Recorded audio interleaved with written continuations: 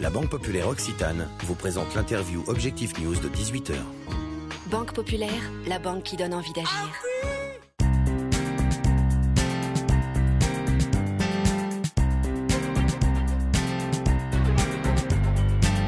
Bonsoir à tous, merci de nous rejoindre dans le cadre des premiers trophées de l'aéronautique. Et ce soir, nous recevons Thomas Corbel, qui est président du groupe LPF. Bonsoir. Bonsoir.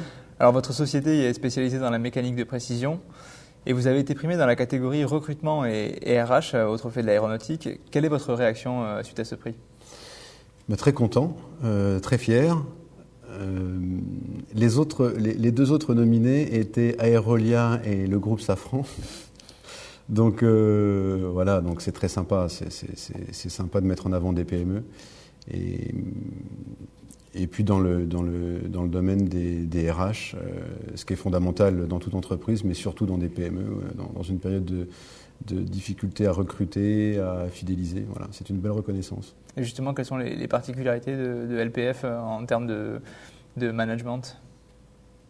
Donc déjà, LPF, c'est un siège social à Toulouse qui compte une vingtaine de personnes, 5 filiales, 2 près de Montpellier, une en région parisienne, une au Maroc et une en Pologne. Donc la particularité, c'est déjà pour une PME d'un peu moins de 500 personnes d'avoir 5 usines dans 3 pays. C'est déjà assez original. Donc au niveau des ressources humaines, il faut fédérer tout ça.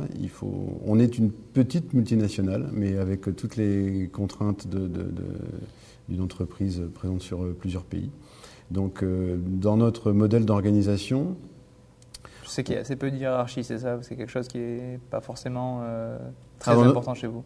En fait, on a le comité de direction, donc je suis donc le président, et on dirige l'entreprise avec les patrons de filiales. Et ensuite, il y a les directions fonctionnelles en transversale qui sont à Toulouse. Et chacun trouve sa place. Et sur les grandes décisions, ce sont des décisions collégiales. Il n'y a pas de sujet tabou, on parle de tout. On parle du développement de l'entreprise, on parle de croissance externe, d'efforts à faire quand les moments sont plus difficiles. Et on arrive à... Voilà, on échange. Donc un management participatif Un management participatif, tout à fait. D'accord.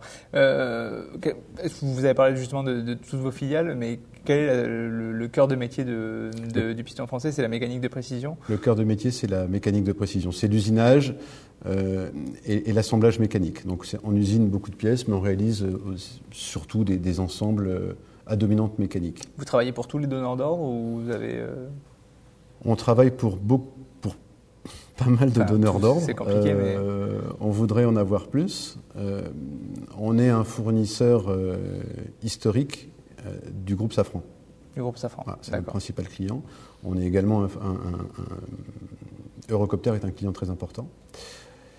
On travaille également pour Airbus militaire, pour qui on a monté une usine en Pologne. D'accord.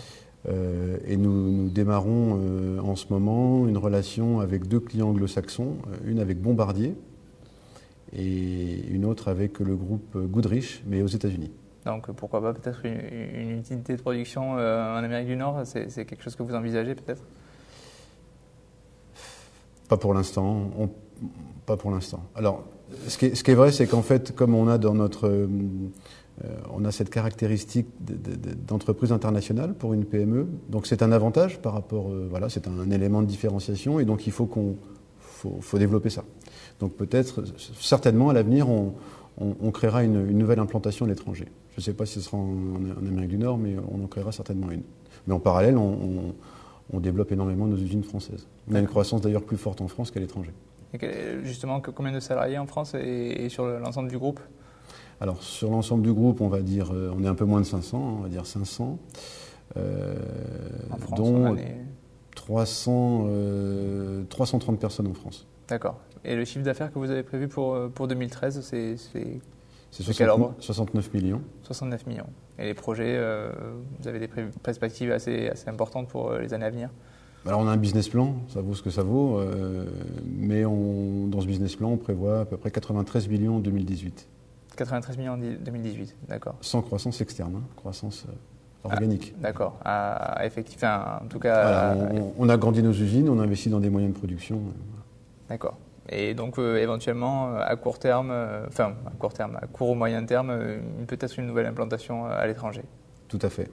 D'accord. Tout à fait. Mais vous ne savez pas encore où, si ce sera en Europe, si ce sera en Amérique du Nord. C'est difficile pour vous encore de vous projeter sur la nouvelle implantation. L'idée, c'est de consolider quand même déjà celles qui sont... Voilà, tout à fait. L'idée, c'est de consolider déjà ce qu'on a, puisqu'on développe énormément. On a une usine en Pologne, elle n'a que 3 ans. Ouais. Hein. On a une usine au Maroc qu'on va agrandir. On a une usine, on est en train de construire une usine toute neuve en région parisienne, et donc on va transférer on va aller de l'ancien site vers ce nouveau site. C'est un investissement majeur pour le groupe, hein, et c'est donc c'est en France. Hein.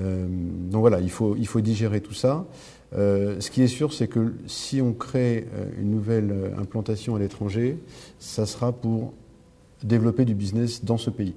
D'accord. C'est pas pour produire à coût moindre, c'est pour vraiment être présent sur le marché local. Ah ben nous, de toute façon, nos implantations marocaines et polonaises développent du business avec des clients, avec des nouveaux clients, des clients propres et beaucoup de clients locaux.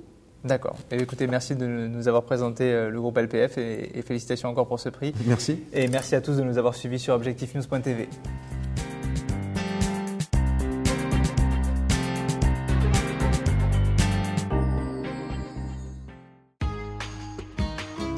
La Banque Populaire Occitane vous a présenté l'interview Objectif News de 18h. Banque Populaire, la banque qui donne envie d'agir.